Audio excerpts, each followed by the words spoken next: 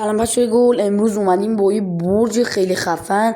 دیگه نیاز نیست یه ساعت با دست بکارید و مربعش کنید. اول یه ارتفاع میایید بالا، اینجوری رو هوا یه مربع شکل درست میکنید. بعد به این شکل مذاب اینجوری میذاری بغلش تا مزوار میذارن لایک حساب یادتون نره. بعد دوباره میای این بالا رو اینجوری به این شکل آب میذاری، بعد آبا میاد پایین.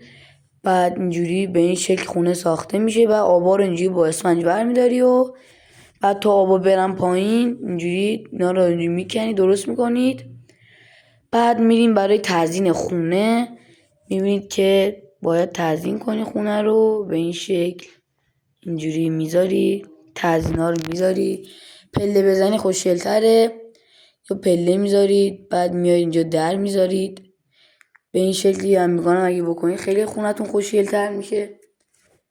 اینجا باید یه دونه در بذارید. در اگه باشید 2 تا از اینجا میذارید. بعد اینا که گذاشتید و بعد 2 تا از این طرف دوره میذارید با یه دونه اسلپ. بعد بالا رو هم به سلیقه خودتون درست میکنید.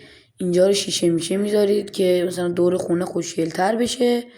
میبینید که چقدر خوشگل میشه. اصلا اینجوری کنی قشنگ نور میزنه 4 طرف خونتون، خوشگلتر و زیباتر میشه.